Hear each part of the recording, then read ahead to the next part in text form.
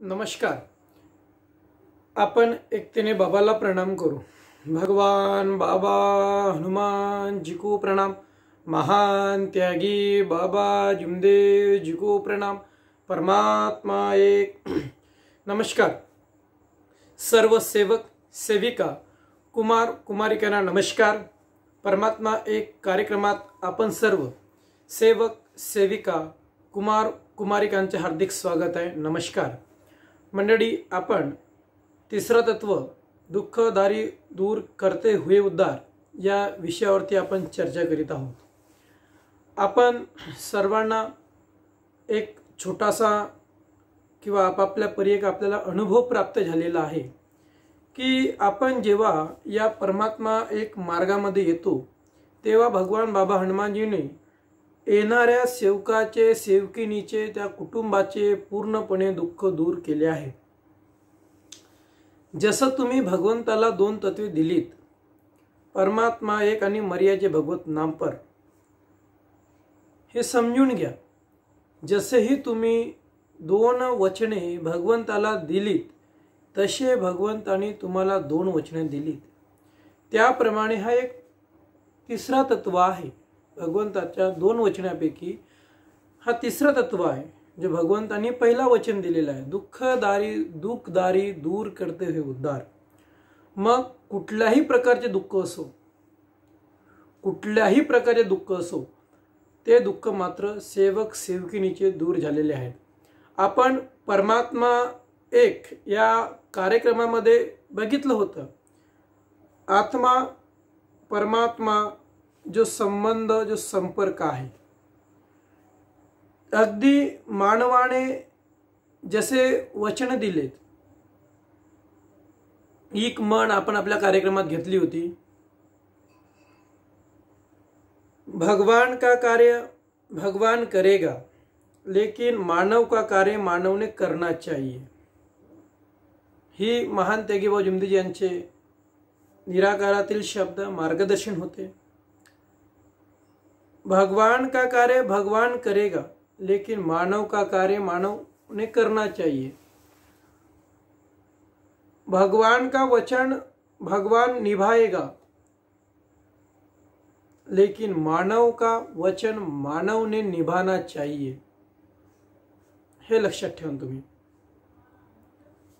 बाबाच्या निराकारातील शब्द बघा. भगवान का कार्य भगवान करेगा, हे महान त्यागी जुमदेव यांच्या मार्गदर्शनातील शब्द. लेकिन मानव का कार्य मानव ने करना चाहिए. मानव लाख चतुराई करेगा लेकिन उसे सत्य पर ही जागना होगा. हे समोर झालं. फक्त एवढं लक्षात ठेवा, भगवान का कार्य भगवान करेगा लेकिन मानव का कार्य मानव ने करना चाहिए. याबरोबरच आज या शतकात, या दिवशी, आजच्या याच्यामध्ये आपण एक कॉम्बिनेशन यामध्ये केलं. भगवान ने जो वचन दिया तो भगवान का वचन भगवान निभाएगा हर पल, हर समय, हर घड़ी, हर वक्त. लेकिन मानव ने दिया हुआ वचन मानव ने निभाना चाहिए. जो कुछ वचन दिया हमने, सब कुछ वचन निभाना चाहिए. भगवान का वचन भगवान निभाएगा लेकिन मानव का वचन मानव ने निभाना चाहिए. या ठिकाणी मला हे सांगावंसं वाटत आहे. तर या वचनाप्रमाणे जरी भगवंताला एकदा वचन दिलो तर भगवंत आपल्याला पल पल, हर वक्त, हर घडीत आपल्याला तो सहकार्य करते. हर वक्त त्याची आपल्याकडे लक्ष असते. पण मनुष्याचे दुःख जरी भगवंताने दूर केले, भगवंताकडे मनुष्य काही दिवसानंतर या मोहमाये अहंकारामध्ये पुन्हा जाऊन दिलेल्या वचनाकडे दुर्लक्ष करतो. आणि मग मानव म्हणतो की मी या परमात्मा एक मार्गामध्ये आलो तरी दुःख दूर का होत नाही. आणि अगोदर काय बोलतो मानव, मी या परमात्मा एक मार्गात आलो, माझे पूर्ण दुःख दूर झाले. एका मिनिटासाठी तुम्ही स्तब्ध व्हा, किंवा जिथपर्यंत मी विचार करतो तिथपर्यंत तुम्ही विचार करा. दुख दारी दूर करते हुए उद्धार. बाबांनी येणाऱ्या सेवकाचे परिपूर्ण दुःख दूर केले. भगवान बाबांजींनी आपल्याला वचन दिला, त्या वचनाप्रमाणे बाबांनी कार्य केले.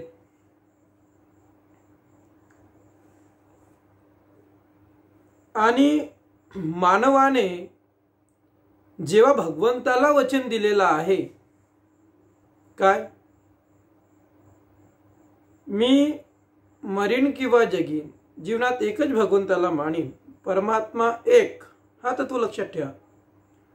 मानव का पहला तत्व और भगवान का पहला तत्व, मानव का पहला वचन और भगवान का पहला वचन, दोनों को एक कीजिए, आपको पूरी बात समझ में आ जाएगी.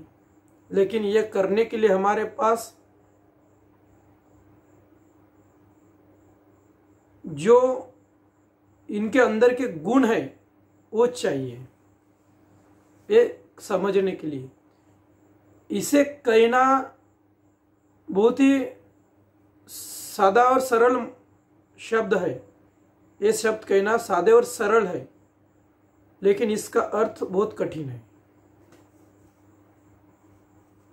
शायद ये अर्थ मैं भी ना समझ पा सकता हूँ, क्योंकि इसकी गहराई या शब्दों की हम तो अंदाजा लगा रहे वहां तक कि मानव ने दिया हुआ पहला तत्व और भगवान ने दिया हुआ पहला तत्व, सॉरी, भगवान ने दिया हुआ पहला वचन और मानव ने दिया हुआ पहला वचन, मानव का पहला वचन, भगवान का पहला वचन, यहाँ तक तुम जा सकते हैं. म्हणून आपण परमात्म्यासाठी आपल्या कार्यक्रमामध्ये आपण 8 दिवस पूर्णपणे चर्चा केलेली होती. आणि 9व्या दिवशी मर्याजे भगवत नामपर आपण जसे सादर करतो म्हटलं, तरीही त्या दिवशी परमात्मा एकवर 50-60% चर्चा झाली आणि 50% पर्यंत आपली मर्याजे कमीच चर्चा झाली बहुतेक.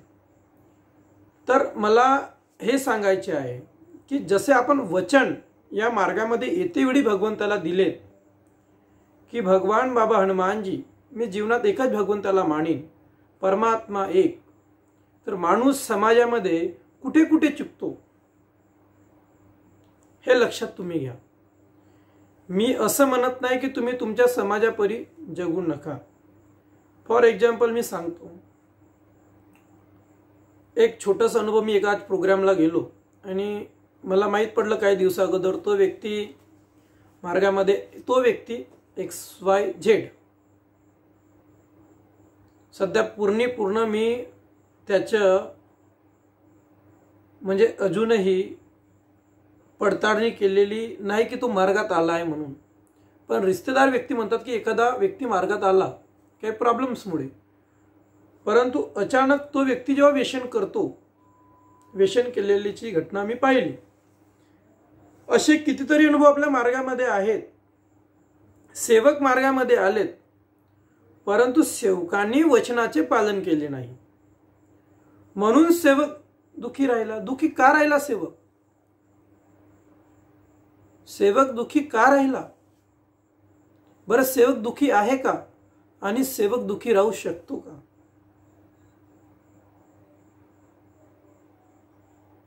सेवक मार्गामध्ये येतो, संपूर्ण परिवार कार्य करतो, कितीही मोठे दुःख राहू द्या ना,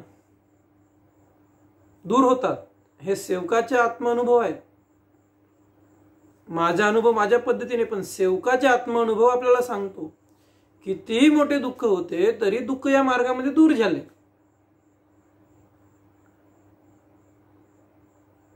बाबा जुमदेवजींनी हरिभाऊ कुंभारेची जी इच्छा होती ती वच्छलाबाई सदावर्ती हिने जो बाळ दिला आणि त्या बाईला, ज्या बाईला मुलगा दान दिला हरिभाऊच्या दुसऱ्या पत्नीला, तिला आपोआप दूध आलं. हा साक्षात्कार किंवा अनुभव बाबा जुमदेवजींच्या हयातीमध्ये त्या कुटुंबाने पाहिला. ते जिवंत असताना तोपर्यंत त्यांनी सांगितला. तर मग दैवी शक्ती इथे कार्य करते आणि या दैवी शक्तीला मानण्यासाठी आपल्याजवळ आपण दिलेले जे वचन आहेत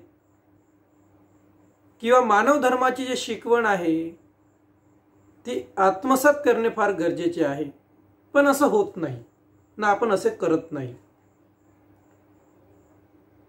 इथे आल्यानंतर कोणी प्रसिद्धीसाठी, जसं मीच म्हणतो, कुणाला काय म्हणणार आहे, पण या भावनेने मी काम करत नाही की मला खूप प्रसिद्धी मिळावी म्हणून मी यूट्यूबवर टाकतो किंवा फेसबुकवर टाकतो. हा उद्देश कोणाला काय समजायचे ते समजू शकता. हा माझा पर्सनल व्यक्तिगत विचार आहे. समजण्यासाठी मला तुम्हाला समजेल तुमचा व्यक्तिगत विचार आहे. वाटलं मला आणखी काही काम आहेत जे मी यूट्यूबवर सादर करू शकतो, असं काही नाही. परंतु मी विचार केलं आणखी काही विषयात माझी लायसन आहे. परंतु मी परमात्मा एक मार्गाचा सेवक आहे असं स्वतःला जेव्हा मी, म्हणजे खूप मोठा ध्येयवादी म्हणता येणार नाही का मी अमुक आहे, असं आहे, तसं आहे नाही म्हणत. आणि बाबा जुमदेवजी यांच्या प्रेरणेने, कृपेने, आशीर्वादाने मला चांगले जीवन या परमात्म्याच्या माध्यमातून लाभले.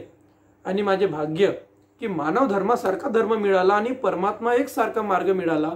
मग आपणही आपली हिम्मत किंवा आपली कर्म किंवा आपला धर्म बनतो की आपणही परमात्म्यासाठी थोडाफार काही वेळ द्यायला पाहिजे. हा माझा उद्देश. प्रसिद्धीचा मॅटर फार वेगळा असतो. जे लोक पदासाठी झुरतात, जे लोक मान सन्मानासाठी झुरतात, मला सुद्धा मंडळी एकदा कार्यकर्ता बनण्यासाठी, मार्गदर्शक बनण्यासाठी गावातून गोष्ट पूर्णपणे झाली होती. परंतु माझे एक विचार होतं की गावात सर्वप्रथम कार्य करायचे, त्याच्यानंतर एक हवन कार्यक्रम काय होईल, काही 2 लोक किंवा बाहेरचे लोक येतील आणि त्या पद्धतीने मार्गदर्शक काही नेमणूक करायची, असा काही विषय होता. काही लोकांना मान्य नव्हता. म्हणून कार्य करावे लागतील हा शब्द जेव्हा ठेवला, काही लोकांना मान्य नव्हता. काही लोकांना मान्य, म्हणजे लोकांना मान्य असं नव्हता, करून म्हणून कोणी हो नाही म्हटलं. कसं आहे, कोणती वस्तू बनणे सोपी आहे पण निभवणे कठीण आहे. मुलाला जन्म जरी मिळालं तरी त्या मुलाला लहानाचे मोठं करायला त्या आई वडिलाला माहीत काय करावं लागतं. चढ उतार आहे प्रत्येकाच्या जीवनामध्ये. दोघा पती पत्नीचे लग्न झाल्यानंतरही म्हातारपणापर्यंत त्यांना जीवन कसं गाठतं त्या दोघांना माहीत. प्रत्येकाची लाईफ कशी होते प्रत्येकाला माहीत. पण ज्याच्याकडे अतिरिक्त पैसा, ज्याने अतिरिक्त कमाई आणि त्या पैशावर जर तो वावरत असेल तर त्याला त्या गोष्टीची किंमत थोडी उशिरा कळते.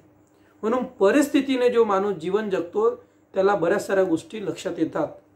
आणि म्हणून ह्या छोट्या छोट्या उदाहरणावरून मला आजच्या विषयाकडे असं वळायचे आहे की जसं आपल्याला जीवनामध्ये आपल्या जीवनसाथीसोबत किंवा आपल्या मुलं घडवण्यासाठी किंवा आपण घडवण्यासाठी आई वडिलांना जी मेहनत करावी लागली किंवा ज्या सदस्यांना हे सर्व परिश्रम करावं लागतं ते त्यांना पूर्ण जीवनाची चव कळून येते. यामार्फत बाबा जुमदेवजींनी जे या मार्गाला स्थापन केलं किंवा भगवंताला प्राप्त केलं तर हा पूर्ण आत्मानुभव बाबा जुमदेवजीकडला आहे. परंतु आपण या मार्गामध्ये आलो, आपला आत्मानुभव आहे. परंतु मार्गामध्ये आल्यानंतर आपण जे भगवंताला वचन दिलेले आहेत आणि वचनाचे पालन करतो किंवा करत नाही हा प्रत्येकाचा आत्मानुभव आहे. म्हणून मंडळी या विषयाकडे खगोलपणे लक्ष घाला आणि आपण जो वचन भगवंताला दिलेला आहे त्या वचनाचे आपण पूर्णपणे पालन करतो का याकडे लक्ष असू द्या. म्हणून बाबांनी जे तत्व दिलेलं आहे, दुःख दारी दूर करते उदार, जो वचन आहे ह्या वचनाकडे जाते वेळी आपल्याला काही अधिक गोष्टी समजून घ्याव्या लागेल. त्या अधिक गोष्टी अधिक प्रकारच्या आहेत. दुःख जसे अधिक प्रकारचे आहेत, गोष्टी अधिक प्रकारच्या आहेत. त्याच्यामागे भगवंतांनी तो दुःख दूर केलं आणि उद्धार केला. आता आपण विषय बोललो होतो मानवाचे दुःख दूर या मार्गात होतात, परिपूर्ण होतात, हा सगळ्यांचा अनुभव आहे. मग जीवनामध्ये चालत असताना जे दुःख येतात ते मग साधा तीर्थ करतो आपण. 3-4 सेवक आपण जर ठेवले तर एका सेवकाचे तीर्थानं दुःख दूर होतात, एका सेवकाचे काही करे त्याचे दुःख दूर होतच नाही, आणि एका सेवकाची भगवंत परीक्षा घेतो, आणि एक सेवक नामदारी काम करतो, कामदारी काम करतो. असे 3-4 पद्धतीचे आपण सेवक लोक. आपण कोणत्या कॅटेगरीच्या तीर्थामध्ये बसतो किंवा कार्यामध्ये बसतो हे बघा. या 4 जणांचे कर्म 4 रंगी आहेत. ज्याचे दुःख दूर एका तीर्थामध्ये होतो आणि ज्याच्या जो भगवंताच्या नावावर उपास कार्य करतो, मात्र त्याच्या जवळ भगवत कार्यशक्ती काम करते. परंतु ही गोष्ट लक्षात ठेवा, प्राकृतिकच्या विचाराप्रमाणे, निसर्गाच्या नियमाप्रमाणे जर मनुष्यामध्ये निसर्गरूपी काही दुःख निर्माण झाले किंवा मानवनिर्मित दुःख निर्माण झाले, त्याचे कारणे बहुरंगी असू शकतात. माणूस परिवारामध्ये बरोबर चालते, परंतु कुटुंब परिवारामध्ये वागतो, हे बरोबर योग्य नाही की अयोग्य आहे की योग्य आहे, हे तो सुद्धा पुरुष किंवा सेवक सेविका अंदाज लावू शकत नाही. यामागे जर सेवकाच्या कुटुंबामध्ये किंवा सेवकावर दुःख निर्माण झाले आणि ते दुःख जर दूर साध्या रूपात होत नाही किंवा तीर्थाने दूर होत नाही, काही आपण घरगुती उपायाने दूर होत नाही, तर डॉक्टरही उपचार करायला काही प्रॉब्लेम नाही, करू शकतात. आणि त्या डॉक्टरी उपचारामुळे जे दुःख दूर होतात, काही प्रॉब्लेम नाही. परंतु असे काही दुःख आहेत जे तीर्थही केलं, डॉक्टरी उपचार केला तर दूरच होत नाही. त्यामागे काही गोष्टी समजून घेण्याचे विचार आहे. परंतु माणसाचा जन्म तर त्याचे आयुष्य, त्याच्या जीवनाच्या अंतराप्रमाणे, भगवंताने जीवनाच्या मृत्यूच्या अंतराप्रमाणे त्याचे आयुष्य त्याला दिलेले आहे, आणि त्यानुसार या पृथ्वीवरती सर्वांच्या जीवनाप्रमाणे मृत्यू अटळ आहे. याप्रमाणे सर्वाला आपापले जीवन आपापल्या आयुष्यापर्यंत जगाचे आहे. आयुष्याला सुद्धा इथे बऱ्याच साऱ्या गोष्टी करायच्या आहेत. म्हणून दुःखदारी दूर करते वेळी आपण 4 लोकांना ठेवलं, त्यातील एका लोकांसाठी आपण हलकं यावर चर्चा केली.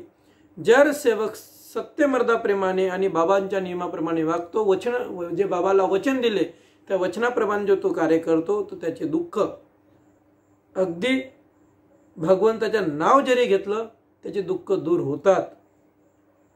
आणि छोटे छोटे काही आत्मानुभव आहेत. मी यामधून हा कार्यक्रम सुरू असताना काही गोष्टी मला लक्षामध्ये आल्यात.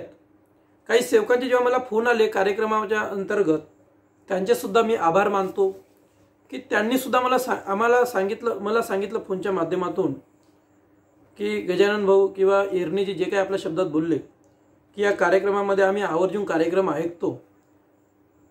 काही सेवकिनीने सुद्धा फोन केलं आणि त्यामध्ये सांगितलं की तुमच्या या कार्यक्रमापासून काही गोष्टी म्हणजे अनुभवायला मिळत आहेत. चला, चांगली गोष्ट आहे. जरी आपण कार्यक्रम करतो तुमच्यासाठी किंवा तुमच्या कुटुंबाला यातून काही तुम्ही अनुभव घेत आहात. अनुभव देणारा मी तर खूप मोठा व्यक्ती नाही, परंतु परमात्माच्या या मार्गाच्या माध्यमातून परमेश्वराने जी आपल्याला सद्बुद्धी दिली, त्या माध्यमातून भगवंताने दिलेल्या सद्बुद्धीच्या माध्यमातून आपण आपल्यापर्यंत कार्यक्रम पोहोचत आहोत. आज मोबाईल प्रत्येकाच्या हातामध्ये आहेत. सेवक जरी लाखो सेवक आहेत मार्गामध्ये, परंतु आपण काय केली होती गोष्ट का 5-50 लोक आपला कार्यक्रम नियमित पाहतील. आणि आज का होईना 100 लोकांचा आकडा आपल्या कार्यक्रमामध्ये उपस्थित डेवर दिसतोच. परंतु काही काळाने काही वेळेनुसार वेळ झालं कार्यक्रमाला तर थोडेफार 5-25चा आकडा मायनस प्लसमध्ये येतो, कधी जास्त होतो. तर चला, तुमचे सुद्धा श्रेय कार्यक्रमात मिळाले. याबरोबर आपण समोरील दुःखदारी दूर करते वे उद्धार या विषयावरती आपण चर्चा सुरू ठेवणारच आहोत आणि या कार्यक्रमामध्ये आपण इथे थांबत आहोत. कालचा कार्यक्रम आपण सर्वांनी बघितला आणि काही सेवकांनी कमेंट्स केलं यूट्यूबमध्ये केलं, काही व्हॉट्सअपवरती पाठवलं, तुम्ही आपापल्या पद्धतीने पाठवा. माझा नंबर तुम्हाला गुगलवरती आपला किंवा आपल्या पद्धतीने काही जणांपर्यंत आहे पाठवा तुम्ही आपल्या पद्धतीने. आणि प्रश्नाचे उत्तर पाठवलेत. कार्यक्रम ऐकून घेतल्याबद्दल संपूर्ण परिवारांचा मी नमस्कार करतो आणि आभार मानतो. याचप्रमाणे ज्यांनी प्रश्नाचे उत्तर पाठवले त्यांना सुद्धा नमस्कार आणि आभार मानतो. आजचा कार्यक्रम आपण ठेवत आहोत. मार्गामध्ये आल्यानंतर मध्ये दुःख एकच तीन पॉइंट आहेत आणि तीनही पॉइंट आपण आपल्या पद्धतीने सांगायचे. दुःख दूर का होतात, मार्गात येतेवेळी दुःख दूर का होतात, मार्गात आल्यानंतर दुःख दूर काही जणांचे काहींचे होत नाही आणि काहींचे होतात. 3 पॉइंट म्हटलं होतं. याची प्रतिक्रिया आपण आपले फक्त काही नाही एका ओळीत 3 ओळीमध्ये कार्यक्रम निपटवायचा. योग्य उत्तर आल्यास त्या उत्तराची आपण उत्तरासहित आपल्या सेवकाचे नाव या ठिकाणी आपण सादर करू आणि त्याचे उत्तर सुद्धा नाव तर येतोच सेवकाचे, पण उत्तर सुद्धा आपण सादर करू. या प्रश्नाचे उत्तर आपण काही दिवसानंतर आपल्या कार्यक्रमामध्ये प्रश्न उत्तर म्हणून दाखवत असतो. कारण काही प्रश्न पेंडिंग आहेत, काही उत्तर पेंडिंग आहेत. ते आल्यानंतर आपली सुद्धा वेळ पाहावी लागते. कधी कधी वाचणे पूर्ण होत नाही, त्याच्यामुळे ते पेंडिंग असतात. आपण काही दिवसांनी त्यांना वाचण्यात आणतो आणि कार्यक्रमात सुद्धा आपण सादर करत असतो. यामधूनही सेवकांना काही प्रश्न नवीन मिळतात आणि उत्तर मिळतात. चला, आनंदाचा विषय आहे आणि या ठिकाणी आपण थांबवत आहोत. बरं मंडळी, आजच्या कार्यक्रमामध्ये समक्ष काही चुका झाल्यास मी भगवान बाबा हनुमानजी, मानतेग जुमदेवजी आहे वाराणसी, संपूर्ण सेवक कुमार कुमारिकांना माफी मागतो, वाणीला विराम देतो आणि नमस्कार करतो. नमस्कार.